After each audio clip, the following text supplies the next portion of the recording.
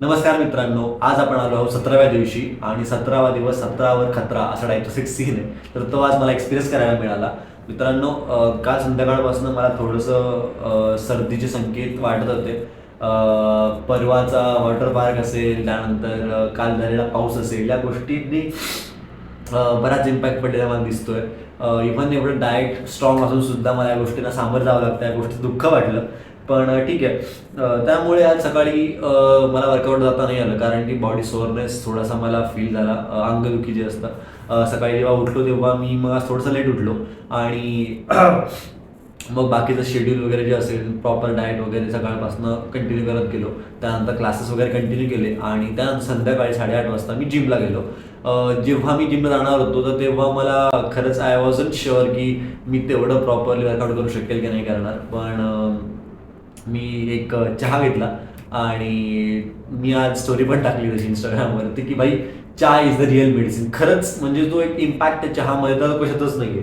म्हणजे मला नाही वाटत की जर मी कॉफी घेतली असती तर मला तेवढा इम्पॅक्ट जाणवला असता. एक अशी आपुलकीची जी एक फिलिंग येते ती चहामध्ये, ही गोष्ट फॉर शुअर आहे. आणि मग मी तो चहा घेतला आणि मी वर्कआउटसाठी गेलो. तरी पण जेव्हा वॉर्मअप करत होतो तेव्हा मला नव्हतं वाटत की मी आता किती इंटेन्सिटीनी वर्कआउट करू शकेल. त्यामुळे मी हळूहळू सुरू केलं. मी वॉर्मअपचे सेट्स वगैरे केले, मोबिलिटी ड्रिल्स केल्या आणि एक थोडंसं भीतच वर्कआउट फ्लोअरवरती, जिम फ्लोअरवरती पाय ठेवला आणि मग अगदी ठरवून घेतलं की मला एकदम लाईट वेट आज हिट करायचं आहे आणि मी लाईट वेट वर्कआउट करेल थोडंफार, जेवढं होईल तेवढं, आणि वापस घरी जाऊ. पण त्या चहाचा इम्पॅक्ट आणि मेंटॅलिटीचा इम्पॅक्ट एवढा खतरनाक झाला की जेव्हा मी वर्कआउट फ्लोअरवरती गेलो, जिम फ्लोअरवरती गेलो, तेव्हा मी स्टार्ट केलं मोबिलिटी ड्रिल्स वगैरे. त्यानंतर थोडे स्ट्रेचेस वगैरे केले. सध्या स्कॅप्युलामध्ये जे आहे तर ते स्ट्रेचेस वाढवतोय मी, कारण की फ्लेक्झिबिलिटी वाढवण्यासाठी ते खूप जास्त गरजेचं आहे.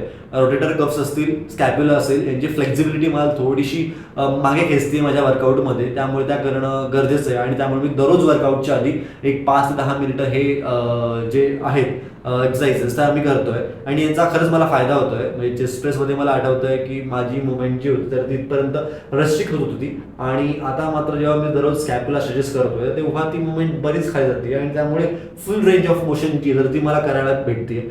या गोष्टीचा आनंद आहे की एक जो परफॉर्मन्स तर तो वाढतोय आणि फ्लेक्झिबिलिटी हा जो एक मेन कंपोनंट आहे आपल्या चॅलेंजमधला, तर तो पण इथे साध्य होतोय. मग त्यानंतर आज बायसेप आणि ट्रायसेप्स आणि फोरआर्म्स असं एक 3चं वर्कआउट मला करायचं होतं आणि आज जे वर्कआउट झालंय ना, टॉप नॉच. म्हणजे मी असं एक्सपेक्ट करून गेलो होतो की आज वर्कआउट होईल काय नाही, पण ते झालं उलटच. आणि आतापर्यंत बायसेप ट्रायसेप्स पेक्षाचं खूप चांगलं वर्कआउट झालं. जी एक टेक्निक फॉलो करतोय की अपोजिट मसल हिट करतोय आणि त्यामध्ये खूप मिनिमम रेस्ट किंवा नो रेस्ट घेऊन लगेच पुढचा सेट परफॉर्म करायचा, ही जी एक टेक्निक आहे, सर्किट ट्रेनिंग आपण ज्याला म्हणतो, तर ती सध्या चालू असल्यामुळे तो जो एक बल्क मला फील झाला किंवा जे एक फ्लेक्स जे आपण म्हणतो तर त्याचे एक फील झालं, तर ते खूप भारी वाटलं. कंटिन्युअसली अशी व्हॉल्यूम वाढती असं वाटत राहिलं पूर्ण वर्कआउटच्या through.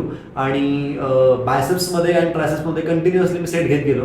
बायसेप्समध्ये double hand double curls घेतले आणि त्यानंतर लगेच तो सेट झाल्यानंतर पॅरल बार डिप्स घेतल्या. ते झाल्यानंतर लगेच मी वापस इकडे आलो आणि त्यानंतर मी केबल कर्ल्स केला, त्यानंतर केबल बार्बेल कर्ल्स, आणि ते झालं की लगेच मी इकडे ट्रायसेप एक्सटेन्शन केलं. त्यानंतर मी बायसेपसाठी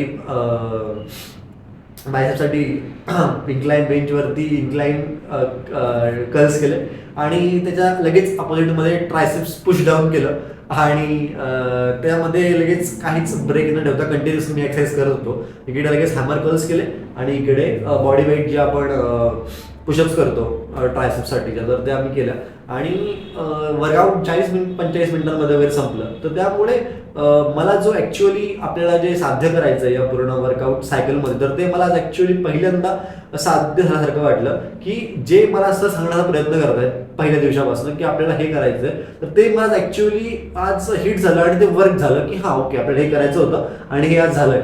मी त्यानंतर लगेच फोरआर्म्ससाठी एक तर ग्रिपिंग एक्सरसाइजेस केल्या. 30 किलोनी 20-25 सेकंड होल्ड करून ठेवले आणि त्यानंतर 27.5 किलोनी फार्मर्स वॉक करत करत मी एक राऊंड मारून आलो पुन्हा जिम फ्लोअरवरती. सो ते होऊन गेलं. काल मी ॲप्स हिट गेले होते पण ॲब्समधले फक्त फ्रंटल पार्ट हिट केला होता, ऑब्लिक बाकी होते.